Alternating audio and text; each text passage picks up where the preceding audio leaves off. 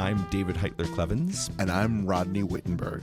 And this is Music for the New Revolution. You will not be able...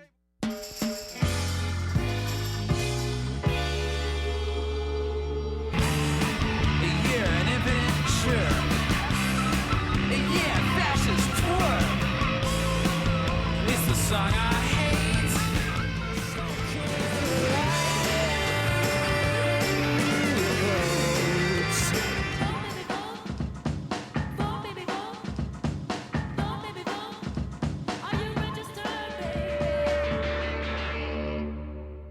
Vote, baby, vote, indeed. Are you registered, baby?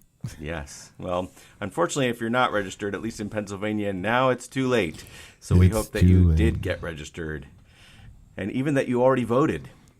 Have you voted yet, Rodney? I am working the polls as I have for the past 4 years or 4 or 5 years. And I am very excited to say that I will be voting in person at the probably I'll be one of the last people to vote on that day in my district because my friend who invited me to become part of the polling team, we said we're going to be the last 2 votes of the day.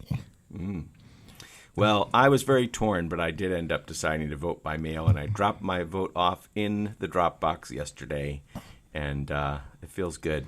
So this is a big election, maybe the most important election of our lifetimes. I don't know. People have said that a number of times, but I know that sometimes we try to be, well, I don't know if we try to be even-handed. I don't think we really try to be even-handed.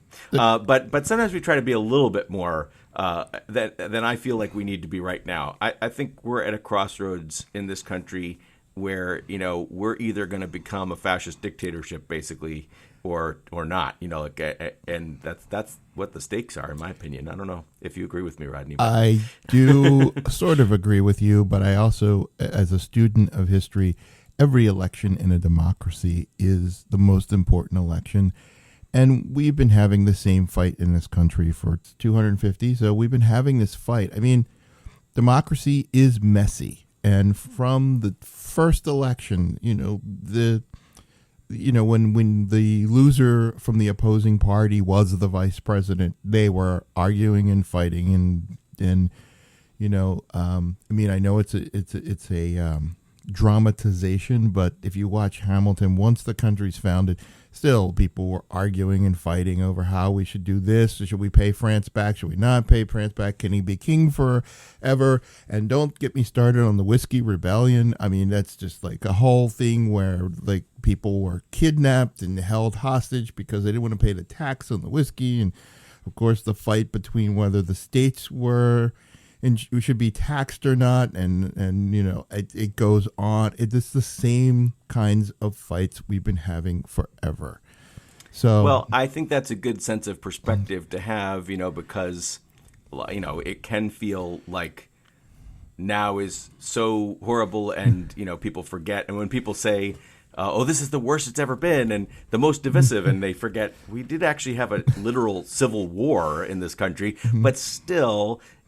In spite of what you just said being totally true, I do think that there is a difference right now. And part of it is, I'm not saying this has never happened before, but to have a president openly say that he is not necessarily going to respect the results of the election unless he wins, that he won't guarantee a peaceful transfer of power, that's not the way I've heard anybody in my lifetime talk, no matter how horrible or divisive any other president has been. And I've been really down on, Reagan and W, and they were horrible presidents, but they didn't do this. This is a new level of crisis, I think, in terms of whether we will actually survive as a democracy. Yes, but I think this, again, I'm not disagreeing with you. I think that we are in a horrible place, and though we've been in horrible place. Again, I keep wanting to say I've been saying forever that it always seems like things are analogous. If you go back to 100 years ago, we were in the same exact position with a president who was full of corruption and constant scandals, and there was payoffs, and they're talking about the Teapot Dome scandal era, and the early 1920s. Republicans had the House and the Senate and the White House, and it was just a huge mess, which did ultimately lead to the Great Depression, because they deregulated everything. I mean, I'm also speaking my values in politics right now, saying that the things that the other side did led us to all these things, but they did. It's history. You can look it up. This is exactly what happened, and it always seems like it's interesting. Whatever side seems to claim to be the most righteous and the most good always seems to be the one who is doing the most devious and sneaky stuff. I mean, no one claimed to be as good a person as Nixon claimed to be, and look what he was up to. And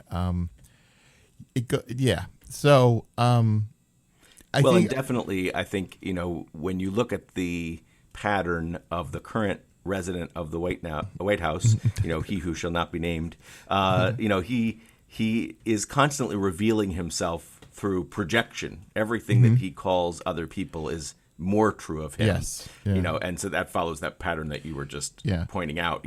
I had a professor in college actually who used to say, and he was a real lefty, but he would say, you can always tell the least democratic of the communist bloc countries by the ones that have the longest string of the Democratic People's Republic of, it just had all of the things that sound good and the total opposite of what that particular regime was, So it's sort of like, thou protest too much. Yeah, the Democratic Republic of Congo. You're like, no.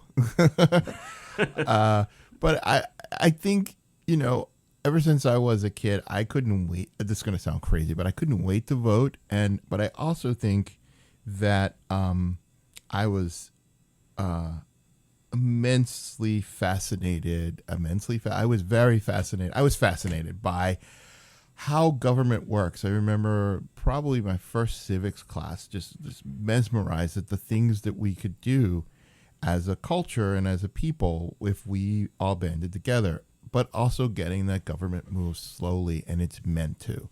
That was part of the invention of those guys when they put down those words on paper. They said, well, because they didn't want it to be a fad. They didn't. I don't think they used the word fad, but they didn't want it to be, this is the most popular thing right now, so let's go do this.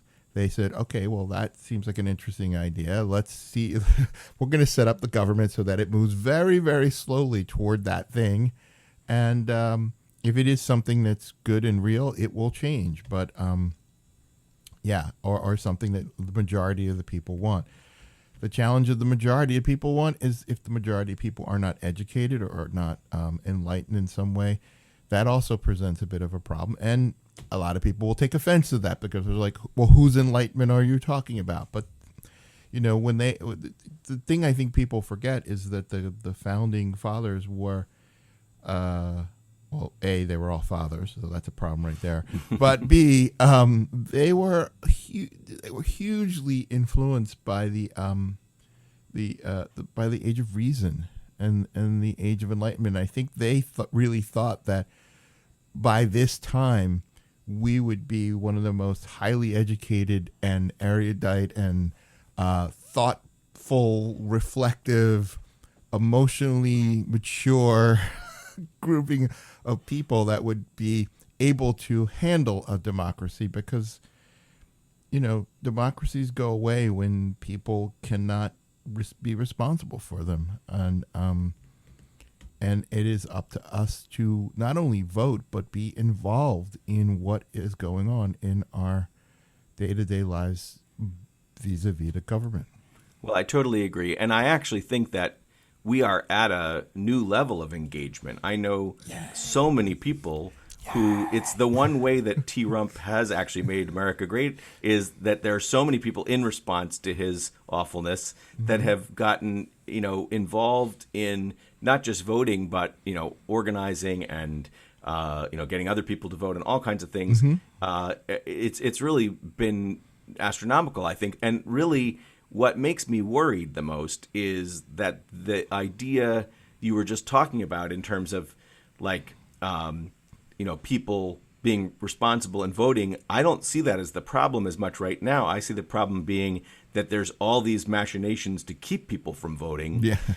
I don't think there's any question. In fact, Trump's really even admitted it openly, that if we just had a fair election, he would lose. Right. I mean, he's said that. And so he's making sure that in all sorts of ways, from the Postal Service, crapola to the, voter suppression and all kinds of things. And unfortunately, it's, Roberts on the Supreme Court goes back and forth. He sometimes does the right thing and sometimes, but he's been particularly bad on voting rights stuff and siding with the conservatives on those things that really restrict people's access or right to the the voting booth.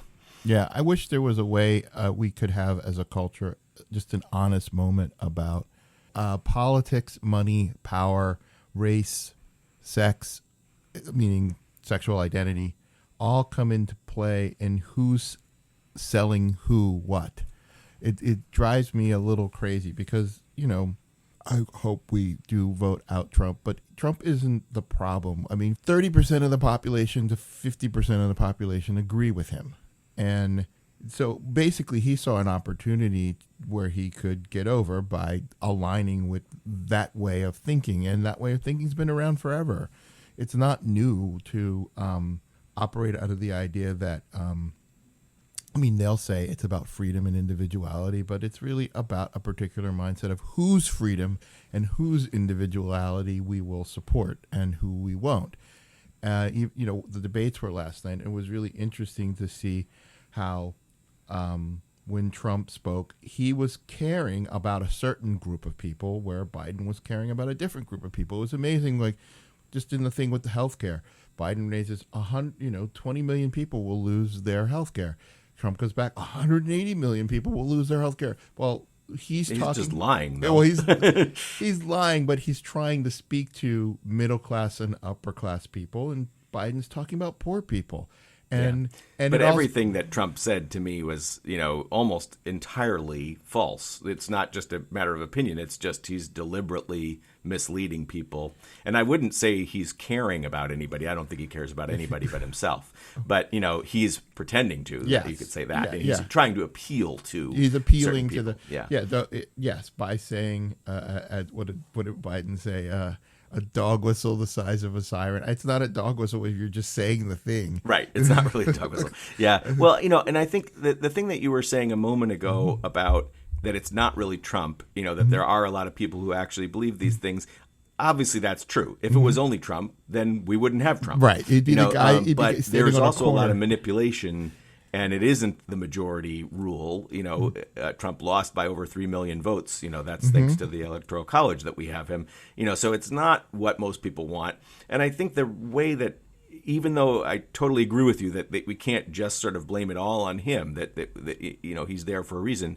But there is also a particular way that he has led, if you can call it that has encouraged the very worst of our country. It's brought the inherent racism of our country to the fore in a way that I haven't seen it, for a long time. It's always there. There's no doubt. But, it's like, what a friend of mine has a hat that says, "Make racism wrong again." And I know that part of that is a little bit of a misunderstanding, but there is a sense that he has enabled that element of our country that's ever present to be so much more legitimized and out there in the public. And you could argue having it out there in the public is actually a good thing. Some people do, because then we can fight it. But I think there's also the danger of making it like pushing the whole spectrum so that we're saying this is legitimate, this is okay. We have. Well, I think if we don't do that, then we end up in a worse place. And what I mean by that is, as a person of color, nothing that I'm hearing him say or people say who support him, if we're specifically talking about race, is new or surprising or I haven't heard since I was in high school. Or junior high school. It's there. It's always there. I always sometimes think that there's two or three levels of culture. There's the culture we see on TV, there's the culture in polite society, and then there's what happens when you're working in a factory. Because I spent my one real job I worked in a factory. I worked at SEPTA, working on the subway, and the racism and classism was palpable. It was everywhere in everything that everybody did, and you know, me as this little 17-year-old kid with a big Jimi Hendrix afro walking in the place with bright-eyed and going, "Hey, everybody, let's all get along." It was not that.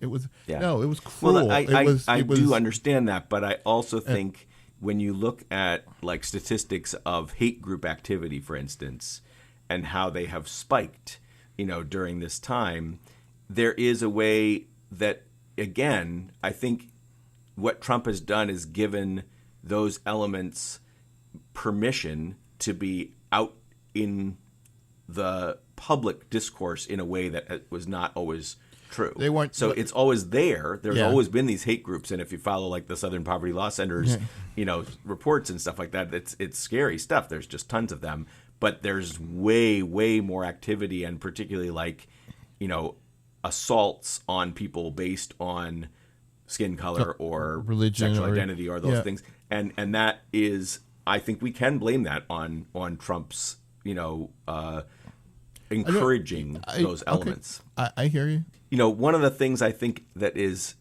amazing about this time, and it's kind of like that Bertolt Brecht quote that I love, that's about how, you know, when will there be singing in the dark times? Yes, they'll be singing about the dark times. So, you know, in these moments, whether it's the Great Depression or during the Vietnam War or, you know, Reconstruction, or, you know, whatever horrible stuff is going on, artists are going to make great art about that stuff. And there is just so much songwriting going on right now about these current events. We have, you know, two shows lined up here. You know, this one's going to be focused on the election, and it's starting to get out of hand. I feel like we need to do more episodes because we're going to have so much great music. So we're going to hear a few things, and we're going to hear some people introduce their own songs. But first, we're going to hear a brand new song, one of our great new interns from Oberlin College, Val, and our other great intern, Julian. They've been helping us out a lot. But Val found this song by Demi Lovato called Commander-in-Chief. And after that, you'll hear Emma's Revolution with Gonna Vote Your Ass Out. Or Your Ass Out. And then Sandy Pliskin with a demo of those Mid-November Blues. And then Ants on a Log. Yay, shout out to Ants on a Log. The Man in Charge is Useless. In full disclosure, I produced this track.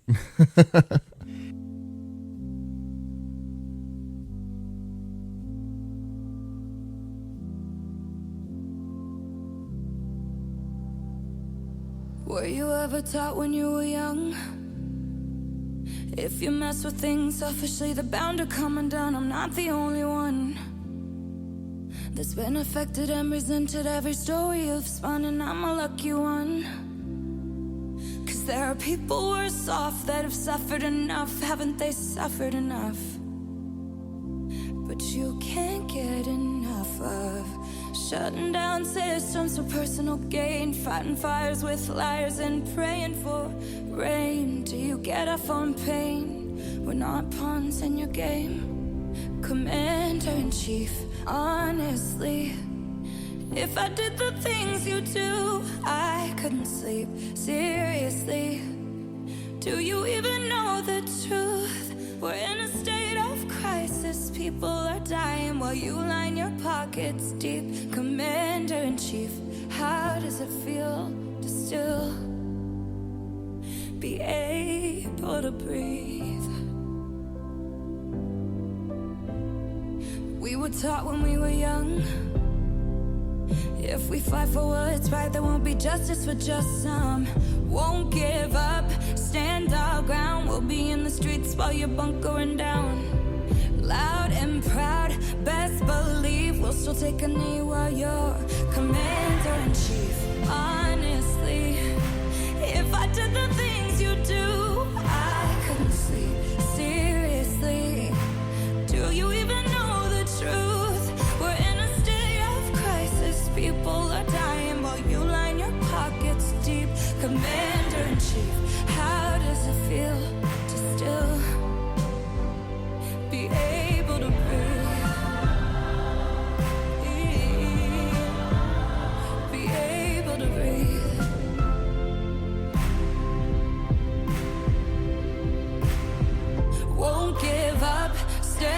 our ground. We'll be on the streets while you're bunkering down. Won't give up, stand our ground. We'll be in the streets while you're commander-in-chief. Honestly, if I did the things you do, I couldn't sleep. Seriously, do you even know the truth? We're in a state of crisis. People are dying while you line your pockets deep. Commander-in-chief, how does it feel to still be able to breathe? Able to breathe.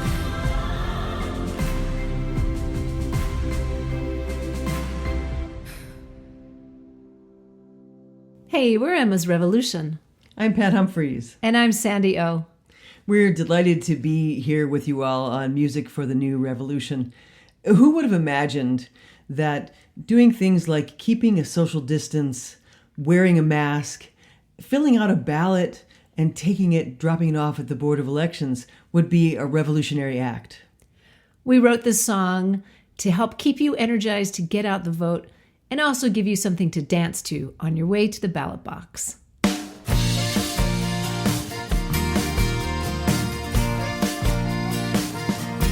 We know the difference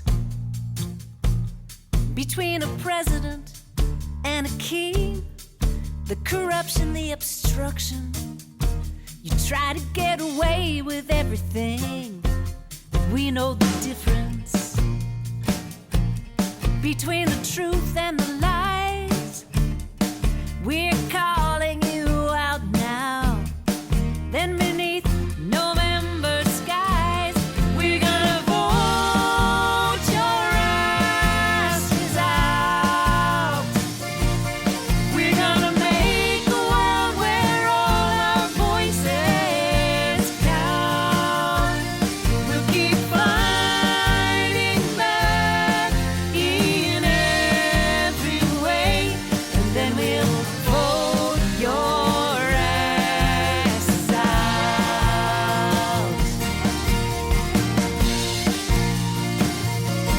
We know the difference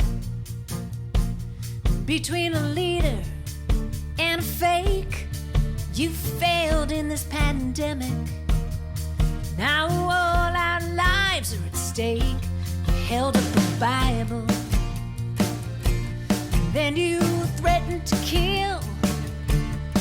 We'll remember in November Breonna Taylor, George Floyd, Emmett Till. We're gonna vote your asses out. We're gonna make a world where all our voices count. We'll keep fighting back in every way, and then we'll vote your asses out.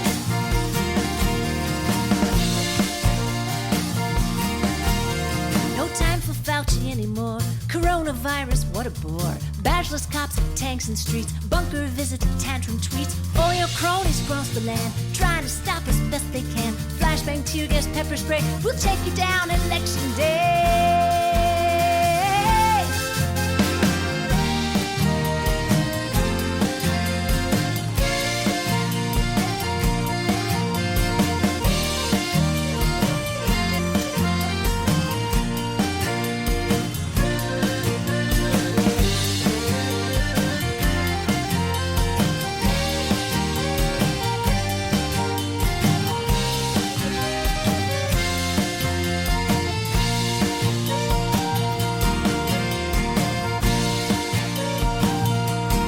We know the difference between the promise of this land and the workers' empty pockets and the unhoused empty hands. We hold the vision, read our writing on the wall. Another world is possible, true justice for all. And we're gonna vote your asses out. We're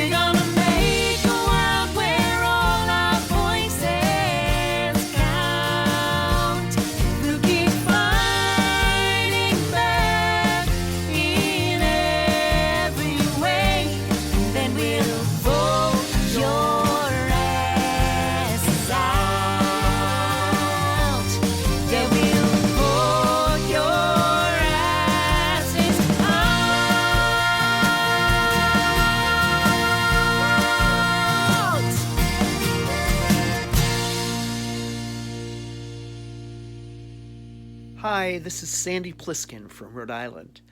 I hope everyone hearing this knows that voting is a necessary step towards bending the arc of history towards justice. Of course, after the election, there's a whole lot more organizing and agitating that we'll need to do to keep bending that arc, no matter who is elected. So let's stay together and stay strong.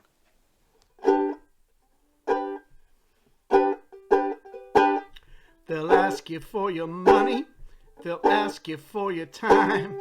They'll ask you to spread their every word to all your friends online. They'll call you on your cell phone. They'll come a-knocking at your door. They will not let you rest. They'll keep a-coming back for more. They come by every 4 years or so, so don't be caught off guard. They'll give you a sticker for your car for to sign up in your yard. They'll promise to make things better if you hear what they espouse.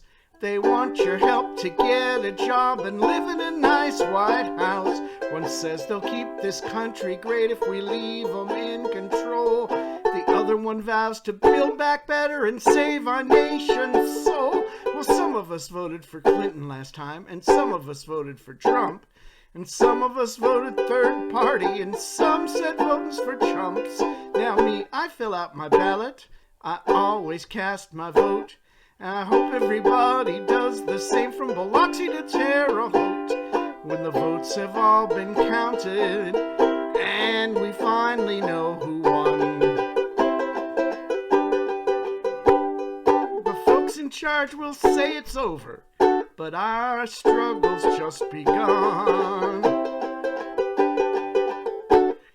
We're gonna pull back the curtain, find the people who pull the strings. It's time to hold them accountable and bring them to reckoning. Whether we reach them on Twitter by hounding them with tweets, or whether we have to march and rally and take it to the streets. We bailed out all the banksters they thought we would forget. Now let's have a jubilee to settle all our debts. If they say there ain't no money, so there's nothing they can do. How about a Robin Hood tax on financial transactions to raise some revenue? We need a minimum wage of $15 so we can pay our bills. Whether we're waiting on tables, working at farms or textile mills, we'll insist that Black Lives Matter. We'll say stop the endless wars.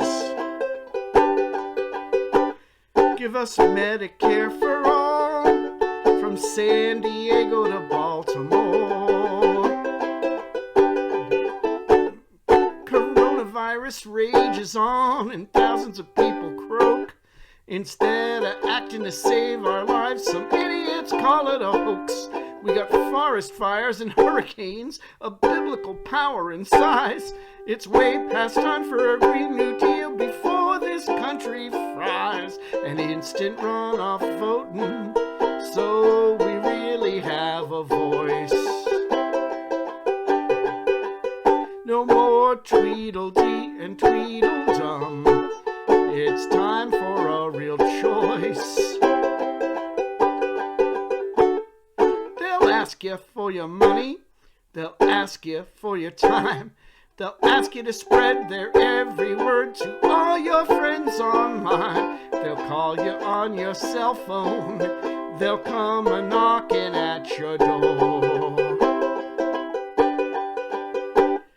So let's not let them rest. Let's keep a-coming back for more.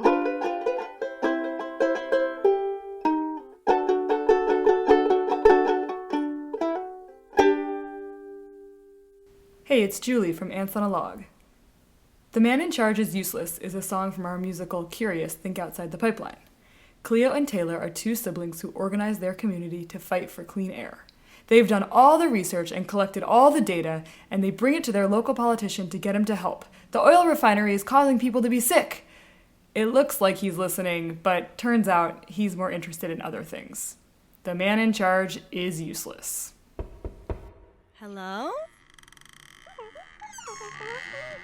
Children, Hold on, Clarissa. Senator, we wanted to talk with you about the letter we sent. Did you get it? Yes, tacos are probably fine. Tacos? And also, I would like to talk to you about a riddle. 3 frogs. Taylor, did you get our letter? Letter? Well, see, we know the oil refineries are causing pollution. Right. Well, last time we had pizza, and remember what happened. What? The senator was distracted by figuring out what he was going to order for his lunch meeting. Cleo, this isn't working. Was it also possible the senator was just trying to look busy? Taylor, go get the guitar. Got it. People are talking all around me. I know something isn't right. So I called my representative about it to see if he could shed some light. Oh, yes. We will get right on that. Just write your compliment in an email. Compliment? We wrote you a letter. Wrote and wrote so thoughtfully. Our research, it was ruthless. Here, look at all this data we found. Oh, a folder of papers. Great. All the evidence is right here. Wonderful. I'll be sure to take a look at this. Wait, that's not trash. Wait, but then we found at the end of the day that the man in charge was useless. Hey, hey, hey, hey, hey, hey. All my crying, all my complaining, please take me seriously. Oh, wait a minute. I see what you're saying. Hold on. Yeah? Yeah? Clarissa, you're talking about that food truck guy. Yeah, I love his salsa. What? No. People are talking. It's my community. We know something isn't right. So I called my representative about it to see if he could join the fight. Wrote and wrote so thoughtfully, you'd be impressed by our astuteness. But then we found at the end of the day, our efforts proved fruitless. Fruit is good too. Hey, hey. I hadn't even thought of fruit. Hey, hey, hey, hey. All my crying, all my Green complaining. salsa, yes, good. Please take me seriously. Onions, yes, onions. Hey. Lots of cheese. And pickles on the side. Hey, hey, hey, hey. All my crying, all my complaining. Please take me seriously. Yes, Clarissa, I've decided on nachos. Hey, kids, let's take a quick picture for the governor's facegram. Thanks, kids. Bye? By this time, Cleo and Taylor were feeling pretty dejected. The large door from the senator's office closed so conclusively behind them. Their letter hadn't worked. Their personal visit to the senator hadn't worked. People were ignoring their research. The men in charge were useless. Taylor had an idea. You can probably guess what it was. And up next, we have Roy Zimmerman with The Liar Tweets Tonight. And that's one of his great parodies. I'm sure you might have already figured out what that's a parody of. And then Jonathan Mann with I'll effing vote for Joe Biden. And then Bruce and Linda, who are good friends of the show, He'll Go Away. And that's actually a parody by another friend, Deb Karl. And then Ami Yares with Waiting on November. We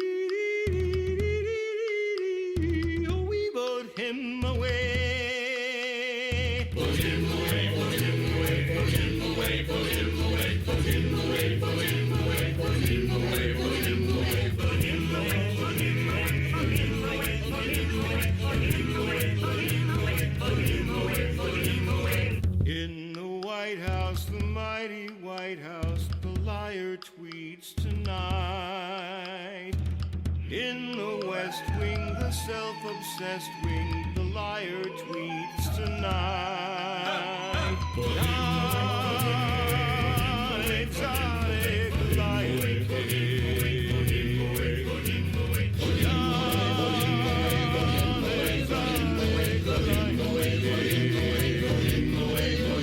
He says, hush you doctors, hush reporters, hush you science nerds. Look, my ratings are through the roof when I just say happy words. Non-exotic life.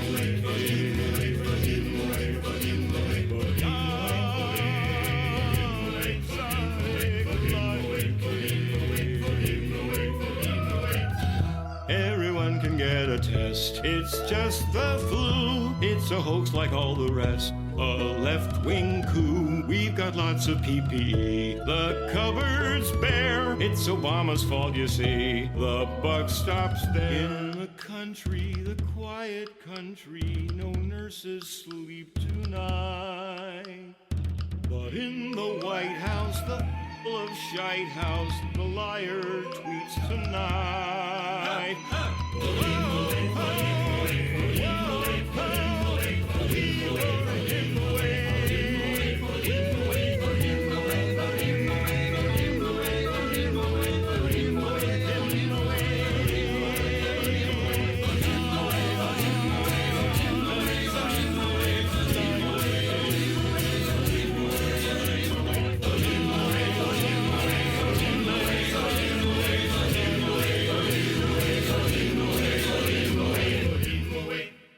Yes, I'll fucking vote for Joe Biden, even though I really don't want to. I'm sick of having to vote for motherfuckers I really don't like. Our system of voting sucks. It needs a total overhaul. But we're going in the wrong direction. Next year we might not be able to vote at all. So that's why I'm voting Joe Biden. Even though I don't think he can win. Yes, even though he's been accused of rape, because the alternative is fascism. 2000 I voted for Nader. 2004 I voted Kerry. 2008 I voted Obama. The only time I ever voted with gusto. This time I will vote Joe Biden, though I am likely to gag and projectile vomit all over the American flag. So, oh, please won't you join me in doing your one civic duty? Vote for the worst candidate we've put forward since 2016. Vote for Joe Biden. Motherfucking Joe Biden.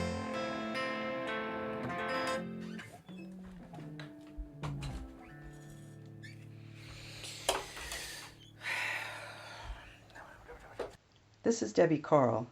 Before 2016, it never occurred to me to try writing lyrics, but, like a lot of people, I discovered that writing new words to existing songs was a therapeutic way to vent some of the sadness and frustration that I was feeling.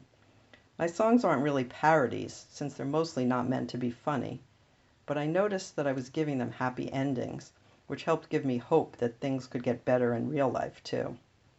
As the election approached, a new refrain to this old gospel song popped into my head, and I modified the original verses to fit the theme. Many thanks to my friends Bruce and Linda Pollack-Johnson for recording it. I hope that you will sing along, or better yet, that you will sing it under your breath as you head to the drop box or stand in line at the polls. Maybe it will help us all believe that this story really can have at least a happier ending and a new beginning.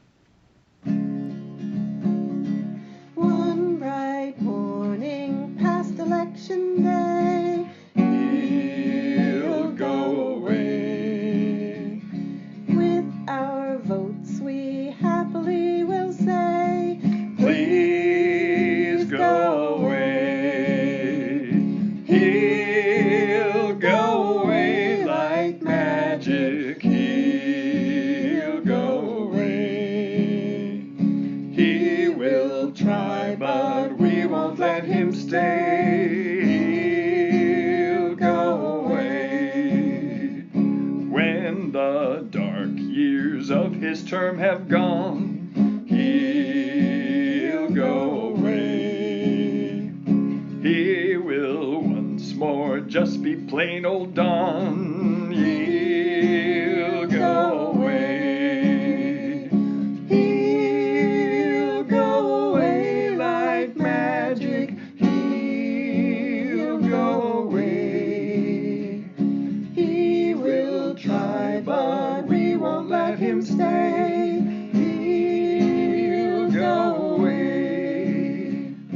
Just a few more weary days and then he'll go away. We can all seek justice once again. He'll go away. He'll go away like magic. He'll go away. He will try, but we won't let him stay. He'll go away. He will try, but we won't let him stay. He'll go away. The amazing thing about writing this parody of Dear Theodosia is how much I was able to retain from the original. If we lay a strong enough foundation, that's like word for word. And I think that was part of the fun challenge of it, was finding which words to change and which words to keep.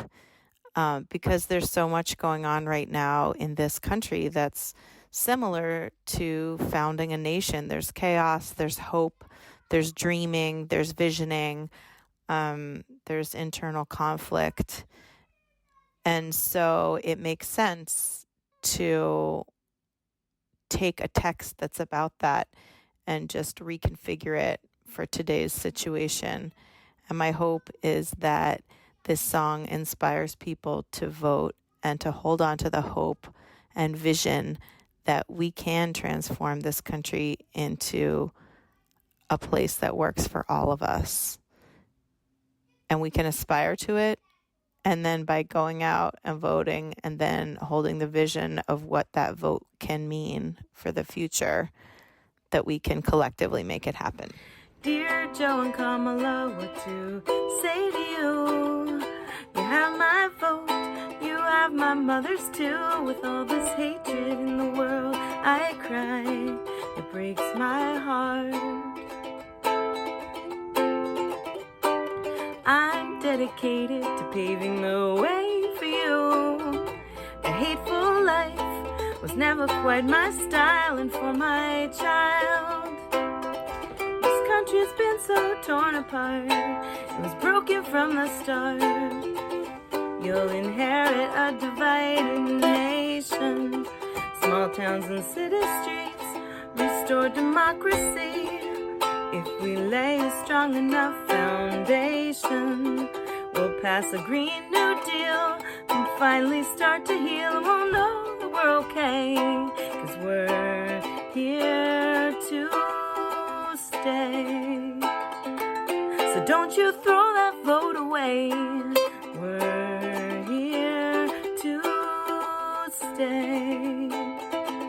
Make your plan to vote today. We're here to stay. Take your friends along the way. We're here to stay. Make your plan to vote today. So how are you going to vote? By mail, in person. If you're voting by mail and you haven't asked for your ballot, you got to do that ASAP and get your ballot in really soon, because you know they're trying to mess up the postal service. But if you're voting in person, I did see an article recently in the Atlantic that said that voting in person is just as safe as going grocery shopping in person. So however you're planning to do it, you're going to go vote, make your plan, and see if you can get 3 people in your life to make a plan and commit to do it with you. We got to get this thing going. This is Ami Yares. I'm a singer-songwriter based here in Philadelphia. I also have the privilege of working with Build a Bridge International, an arts and education nonprofit that uses the therapeutic qualities of art making to help people overcome trauma and hardship. And this song for me is also a way of overcoming trauma and hardship. I hope other people feel the same way. There's a lot of pain taking place in the world these days, and a lot of forces of good trying to change and heal from this pain and to move forward. And I think and I hope that November is a landmark in the history of the U.S. where we can really focus our efforts on the change that needs to occur. So I hope you're getting out there. I hope you're voting. And as much as I'm waiting for November, I hope you're all active right now. I hope you're helping fund organizations to support BIPOC populations. I hope you're helping Planned Parenthood. I hope you're thinking about people who don't have the same privileges that you or I might have, and to maybe make sure that people have more opportunity to be and do in the image that they would like to be, and not held back by systemic racism and other things. So I hope and pray that November will be a harbinger of a greater future for the United States. Falling away, never been more excited for the summer to fade. So much pain, black and blue all over, again and again. Disease is tough, starting to look more and more like it's actually us. To keep coming back, repeating history, we've forgotten to dream. Waiting on November, can't come soon enough, can't come soon enough. Waiting on November, can't come soon enough.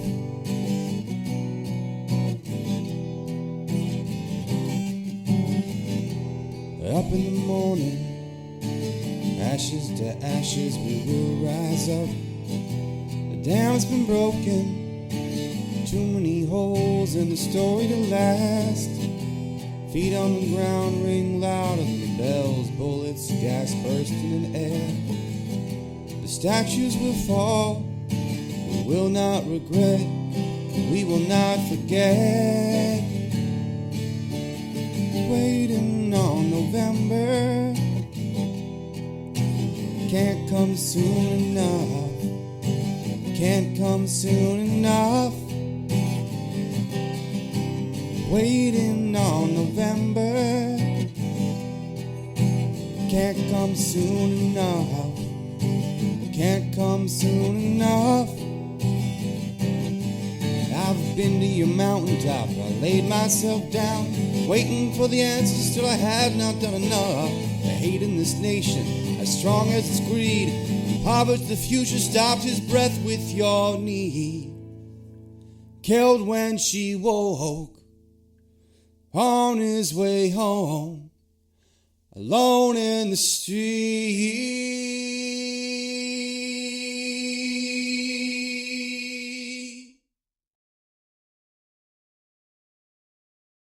We will not let this go. Our feet will sow, the future grows. Lift every voice and sing. the changing of the guard, we will take the charge. Let our people go, we soon shall be free. Waiting on November, can't come soon enough. Can't come soon enough.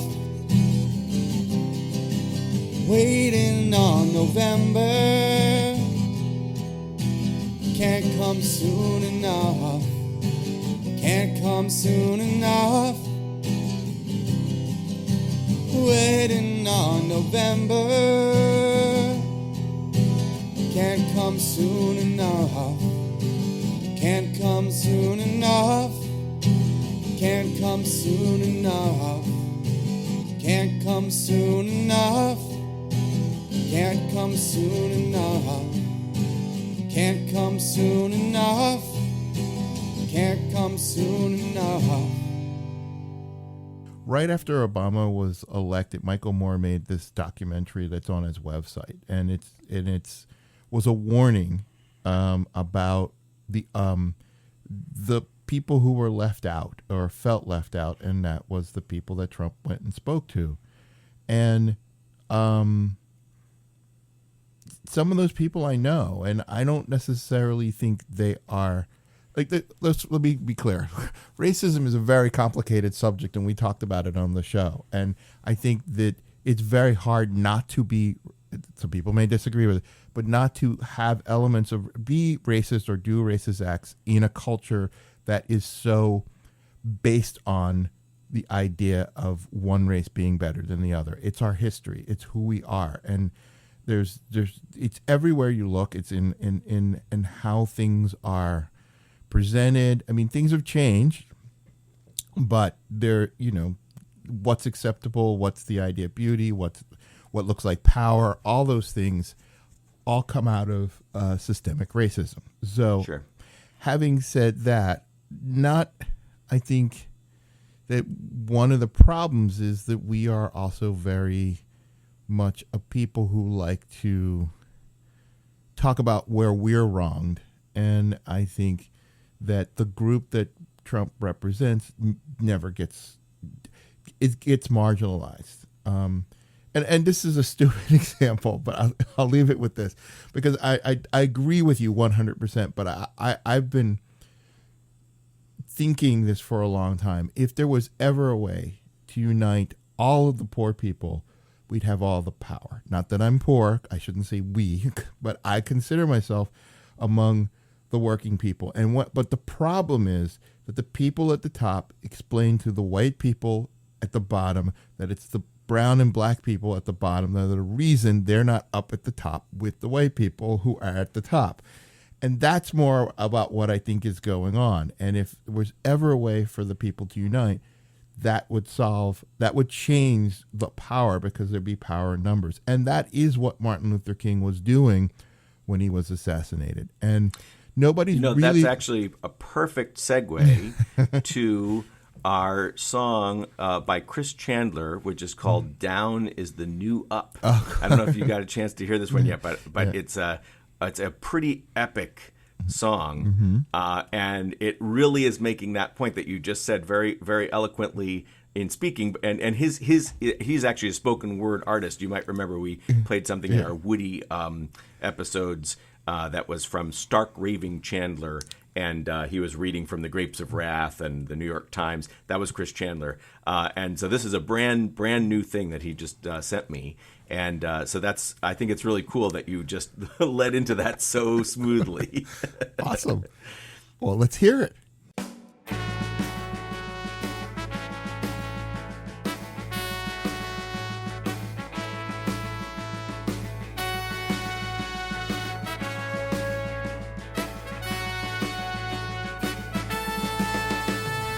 Honest to goodness, bar's been open this morning. Must have been voting for new president or something. You know, under the Bush administration, I spent about 300 days a year doing nothing but making George W. Bush jokes, and I got sick of it. So under Trump, I have barely mentioned his name. You see, at first, I didn't want to add to the noise that's out there, and there is a lot of noise out there. And then I didn't want to go off half-cocked. And then I wasn't sure in which direction to fire, because bullets ricochet in funny directions when you live in a bubble that is floating, like the ghosts of Joe Hill, Harriet Tubman, Eugene Debs, Mother Jones, and Cesar Chavez. They said, do you have a quarter? I said yes, because I did. Not as good as the tears of me falling in love with this country's face. It was better before they voted for what's his name. This was supposed to be the new world. Better before they voted for what's his name. This was supposed to be the new world.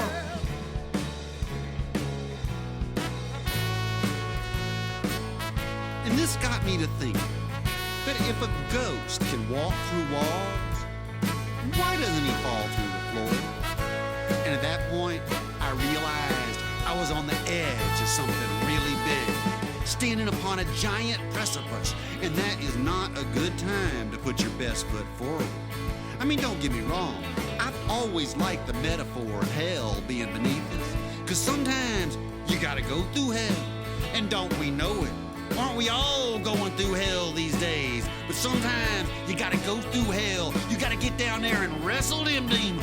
Sometimes you gotta get down there and jello wrestle them demons. But when you're going through hell, like we're all going through right now, what you gotta do is keep going. Because my friends, the world is round. And if you keep going, you're gonna come out on the other side, wondering why everybody's speaking with an Australian accent. It was better before they voted for what's his name. In the Trump era, this is supposed to be the new world. Down is the new up. Better before they voted for what's his name. Make America great this again. Is supposed to be the new world. And America first. Better before they voted for what's his name. Are contradictory statements. This is supposed to be the new world. America will be great again when she sees herself as in the world, not as the world. America will be great again when she treats her neighbors like she would herself. She will be great again when she realizes that America first implies that there is a race in which one could become first in the first place. Not America first, Earth first. Flint, Ford, Auto, Mobile, Alabama, windshield wiper in Buffalo, New York, Gary, Indiana, don't forget the Motor City, Washington, D.C., now and all we is. What he is proposing, the wall building, the trade wars, is nationalism, pure and simple. And the infrastructure spending that's being proposed, and the bailouts, why, that's socialism. It is, in fact, a word that I don't like to use that often because I think it waters the meaning of the word down, but there's no way around it because it is, in fact, by definition, National Socialism. So if we are looking for a way forward, and I think we are all looking for a way forward, let us grab every crowbar, every monkey wrench, every guitar, every paintbrush, every ballot, and use them as a tool. It was better before they voted. What's his name? To pry the socialism. This is supposed to be the new world. Away from the nationalism. Better before they voted. What's his name? This was supposed to be the new world. In this cabinet of billionaires, and I want you to mention this to your conservative friends and family, because I know you got it. The rich that are in power right now could actually care less about any of this wacko conservative agenda. But as long as there is something resembling a government, the rich need large numbers of people to support them. So they will say or do anything to stay in office. But my friends, they don't actually care about social issues. They don't need to care. They don't live in society. They have their own school systems. They have their own hospitals. They have their own police force. Soon they'll have their own military. I'm not afraid of Iran getting the bomb. I'm afraid of Exxon getting the bomb. It was better before they voted for what's his name. This was supposed to be the new world. Better before they voted for what's What's his name? This was supposed to be the new world. Oh, sure. They'll give money to the church to show how much they care about social issues. But we all know that giving money to the church doesn't make you a good person, any more than buying tickets to the game makes you a third baseman. What the church offers the rich is people. The one thing the 1% does not have is people. 99% of us, to be exact. Now all we need is money. Give us what you can spare.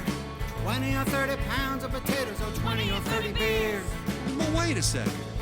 Within that 99%, a whole lot of working class folks voted for Trump and are planning on voting for him again.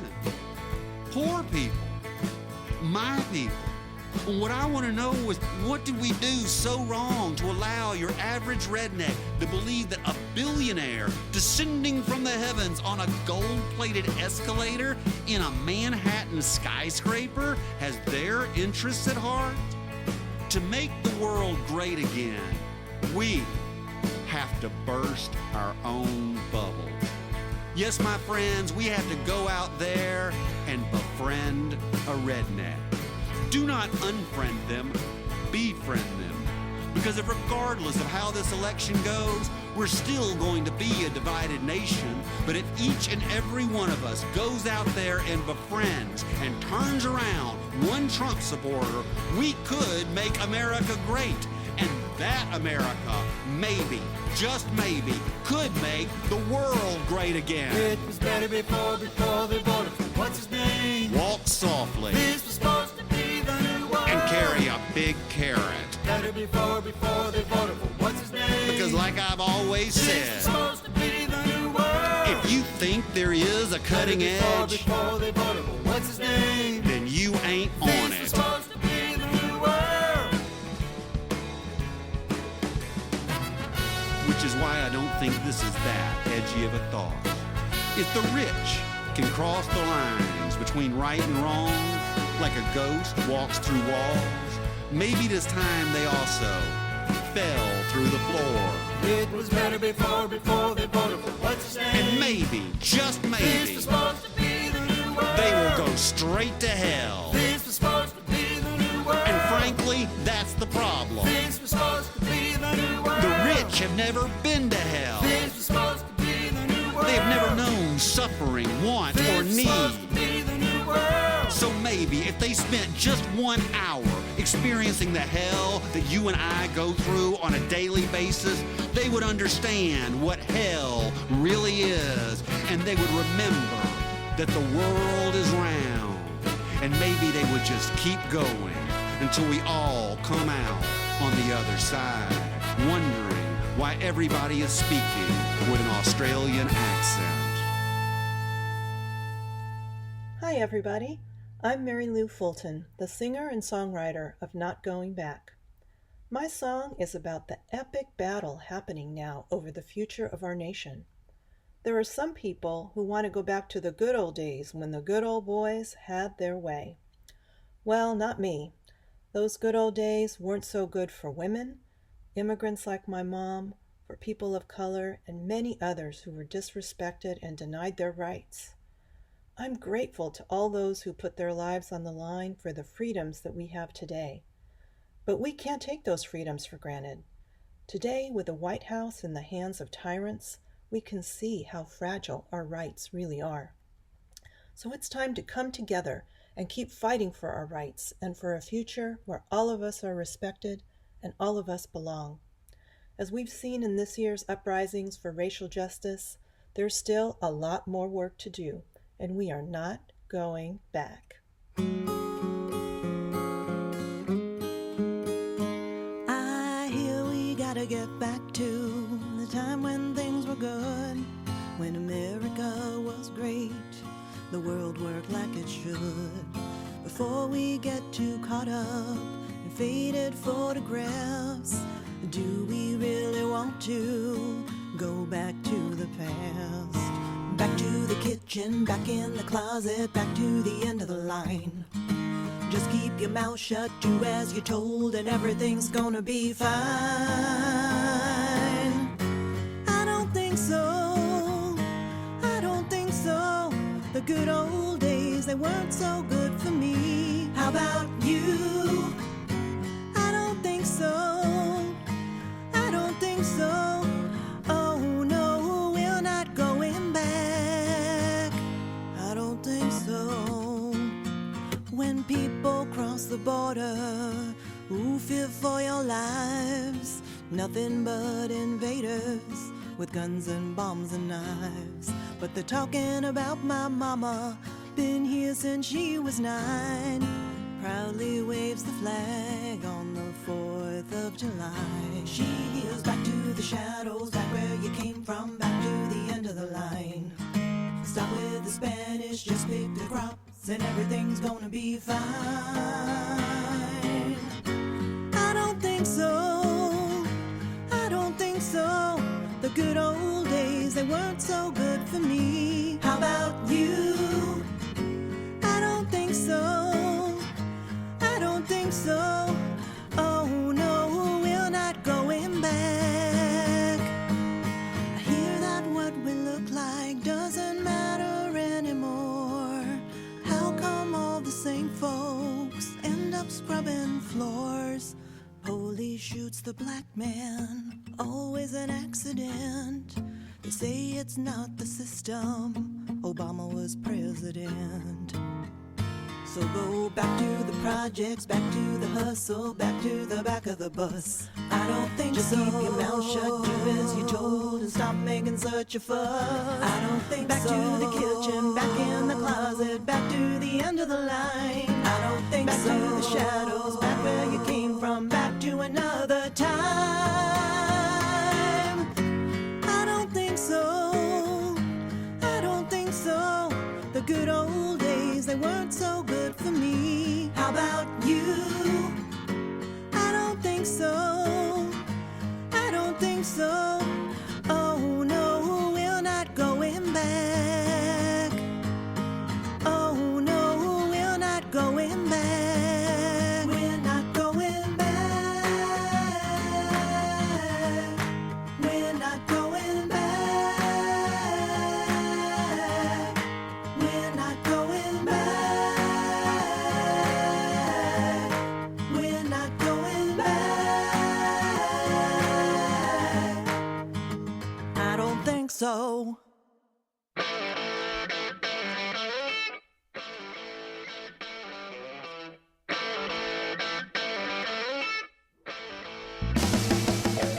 You've been listening to Music for the New Revolution. I'm Rodney Wittenberg. I'm David Heitler-Clevens. Music for the New Revolution is recorded at Melody Vision Recording Studios and produced, written, and edited by David Heitler-Clevens and Rodney Wittenberg. And special thanks to our interns from Oberlin College, Valerie Kellner and Julian Worth. You can find us at musicforthenewrevolution.com or MFTNR. Like us on Facebook and follow our Spotify playlist. And our podcasts can be found on SoundCloud and iTunes, and you can also be a patron, a supporter of our podcast on Patreon. This is Music for the New Revolution. And bank accounts in Bahamas. Wall Street crime will never send you to the slammer. Tell all the children in the arms of the mamas. The F-15 is a